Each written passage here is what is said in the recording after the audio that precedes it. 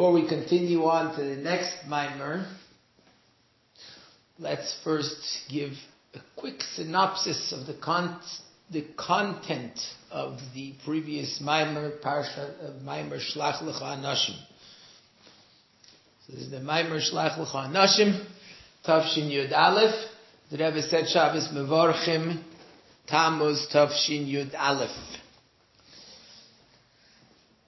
The whole point of the Jewish people going from the Midbar into Eretz Yisrael is that they were leaving a place where they were on the level of Nunei Yama, where they were on the level of ocean creatures that walk on the dry land, which means they were fully engulfed with godliness like a creature that's in the ocean.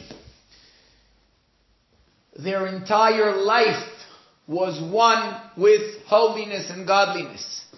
Now they were going into Eretz Yisrael in order to be involved with the physical world, to be involved with the Yabeshta, with the dry land, with a world in which one has to deal with the physical, material world and elevate it and reveal godliness in it through being involved with it. By Chayresh, plowing at the time of plowing, sowing at the time of sowing, harvesting at the time of harvesting, and in there to bring godliness.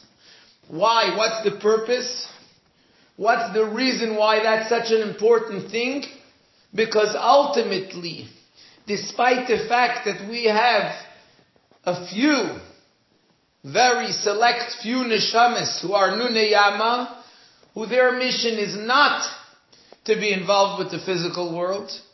Their mission is to be encompassed and involved fully with spirituality, and in that way to give the rest of us, in that way to connect the rest of us to that spirituality. And yet, even they, and like we mentioned, that even Reb Shimon ben Yochai, who was from the Nunei Yama, like we said that the same was the Arizal and the Baal Shem Tov and the Rabbeim. And yet, when was he exempt from fulfilling practical mitzvahs in the physical world? Only when he was an oines, when there was no other choice, when it was a life-threatening situation, and that's why he had to hide in the cave. So that's why he wasn't able to do the mitzvahs. But if he was able to do the mitzvahs, everyone agrees, and like the famous question that the Gemara asks, in the Gemara in Yerushalmi, V'leis leil Reb Shimon ben Yochai, does Reb Shimon ben Yochai not agree that someone who studies and doesn't do in the physical world, it's better if he was never born in this world? Which means that Reb Shimon ben Yochai also agrees that if one has the ability to do a mitzvah, he has to do this mitzvah, and not only that, if he doesn't, then his whole being in this world is not worth anything. And yet, when it's not possible, he's able to accomplish the same thing that a regular person can't accomplish other than in the physical world by doing it in a spiritual manner. Why is physicality and being involved in the physical world such an important thing? And as we explained, that's the idea, like we find in the time of Mashiach, when there'll be the wrestle between the Shoir Bar and the Levyasan, the Shoir Bar, the ox, which is the idea of the tzaddikim who elevated the physical world, will be able to elevate.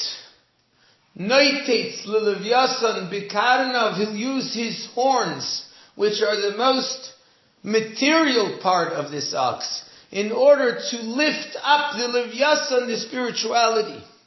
Because we know the rule that anything that's higher up comes down lower, and therefore the higher the spark, the higher the place, the higher the godly spark is, the lower down it will come.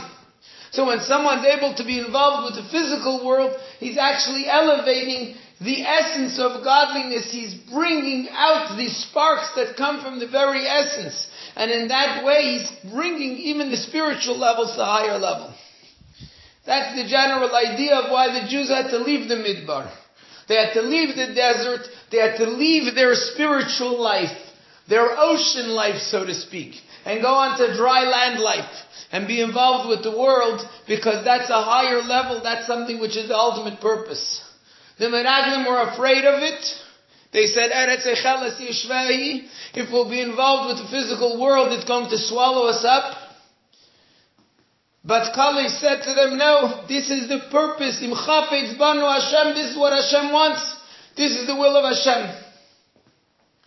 Now, before going from the Midbar into Eretz Yisrael, before getting involved with this new type of Avodah, of being able to be involved with the physical world, one needs special strength from above. What's this strength from above that enables a person to be able to be involved with the physical world, not only not fall, not only not have Eretz Echeles Yishvel, not be drawn down and fall as a result of being involved with the world, but on the contrary, to elevate and use the physical world in order to reach a higher possible place than one could do with only spirituality. How does one get the power for that?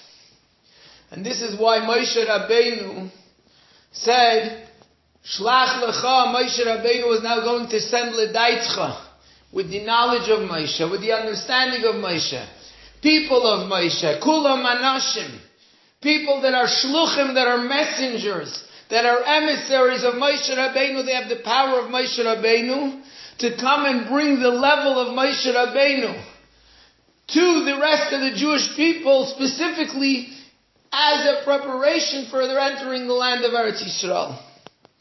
What's this level that they were about to bring? What was the mission of the Meraglim and how did they mess up? Before the Yidden went into Eretz Yisrael, we find the Moshe Rabbeinu daven to Hashem, and he said, Ebronah ve'eres haaretz hatoiva. Let me go over, let me see this great land. And the question is, Moshe Rabbeinu needed to see it. He wanted to enjoy the scenery of Eretz Yisrael. Like the Gemara asks, V'chilecha u'mipirya v'mizbaya mituva u'tzarich. Was Moshe Rabbeinu looking to enjoy the fruit of the land? Moshe Rabbeinu wanted to fulfill the mitzvahs in Eretz Yisrael. So what was this about seeing? What was he looking to see?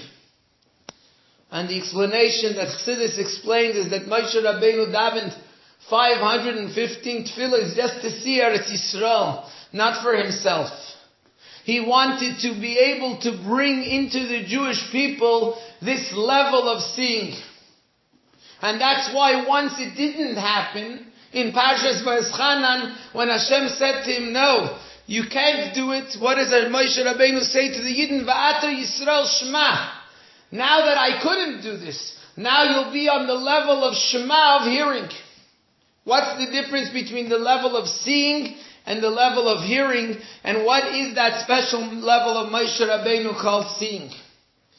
The difference between seeing and hearing is in Chachma and hearing is in Bina. Chachma is the essence of the soul that connects to the fullness of what a thing is. Bina is understanding it, relating to it as something that's outside of me. Chachma is connecting to its essence. And that's in fact in a person is the idea of sight. When a person sees, the eyes are the most powerful organs in a person's body. The power of sight reaches the very essence of the soul. The Rebbe Rashab explains in Kuntras Havaida, both in positive and in negative. There's the seeing of godliness. They're seeing something when we daven, we look into the Siddur so we can use our power of sight as well. Looking at a tzaddik, Reb Meir said, the fact that I am sharper than my friends is because I saw my teacher from behind. Had I seen him in front, I would have been even stronger, more sharp. The idea is, a person's eyes see the teacher. When a person sees, it's not enough to hear and understand what he says. When a person looks at a Rebbe, looks at a tzaddik, the eyes, it reaches something which is beyond any other power of the soul. It reaches the essence of the soul. Take a look physically. When a person eats something, if you don't see the food you're eating, the Yidden complained by the man, We're eating, we're tasting all the taste, but we can't see it. Most of the pleasure, the greatest pleasure in anything in life, even if it's a question of taste, is by seeing it. Sight is what causes a person to connect to the essence of what this thing is. And that's why also in the negative form, there is the idea of the negativity that comes from looking at things that one shouldn't look at. From seeing things that one shouldn't see. It's not just an outer concept. It's something that reaches deep into the essence of the soul. That's why the movie industry is so successful. The advertising industry, everything is about seeing. When a person sees something, even without realizing it, subconsciously as they call it, his essence becomes connected to it.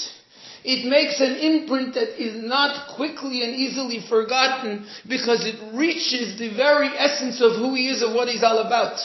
Seeing is not like hearing something where when I hear it, it goes into my mind and my mind understands it. When I see something, I don't necessarily understand it. It's deeper than understanding. My essence becomes connected to it. Moshe Rabbeinu's level was the level of seeing. He was connected to the essence of godliness. He wanted to bring this level into Eretz Yisrael. Why? And that's why he sent the Meraglim as his messengers to bring that power of Moshe. And he told them, V'yosuru es Eretz Canaan. Take a look at the land.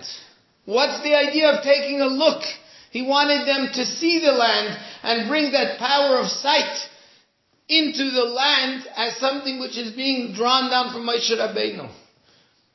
Because the difference between spiritual and physical, the difference between the Avodah that the Yidden had in the Midbar, the Avodah of a spiritual connection to godliness, and the physical connection to godliness, with physical things. Spiritual is connected to the idea of hearing, it's understanding, it's the pleasure that has to do with grasping, knowledge, knowing, understanding. It's something which is spiritual. It's not the essence. The essence of godliness is revealed specifically in the physical world. That's the greatness of the physical world. The essence of Hashem is specifically in physical objects. But if a person is going to go and be able to connect to that essence, how can he connect to that essence? For that he needs power from above. That he shouldn't connect to the essence of physicality, but rather he should be able to connect to the essence of the true essence of what it is, and that's elevated. For that, the Jewish people needed, it should be revealed in them, the idea of seeing, of sight. But, in order to bring down from such a high level of seeing, to bring down the level of Re'iyah into the physical world, which means change. How do you change something? By connecting to its essence. Change it, meaning change what it seems to be outwardly, that it's a physical object which is away from Hashem, and realize and reveal in it, no, its real essence is the essence of godliness. How does one change something with connecting to the essence? You can't change something just by understanding it. But in order to do that, they couldn't be an existence of their own. They needed a bittul to Moshe Rabbeinu. They needed to be given over to Moshe Rabbeinu. Because if one is not given over to Moshe Rabbeinu, he doesn't have that bittul, that subservience to the Moshe Rabbeinu, to the one who's connected to the essence of godliness. Then he's not able to connect to this level. Then on the contrary, when he sees something physical, when he sees something material, something outside of godliness, it becomes a contradiction between it and him, between godliness and it. That's what the Meraglim were lacking. That's why they didn't do it. So they had the power. Moshe Rabbeinu wanted to send them in. They had the power to do it. But because they were lacking bittul, they couldn't do it at that time. Instead, later on, the Meraglim of Yeshua did it. The Meraglim of Yeshua was batal. He was subservient to Moshe Rabbeinu. he was able to send 2 messengers. But Yeshua didn't have that power to bring the level of Re'iyah, of sight, into the very essence of a Jew. He was only able to bring it into the outer garments, that thought, speech, and action, which is expressed in Yerichai. The thought, speech, and action of a Jew can at least be expressed in the idea of the essence. But to connect the very essence, which is what Moshe Rabbeinu wanted, to change their whole essence to become one of Re'iyah, that wasn't able to be done.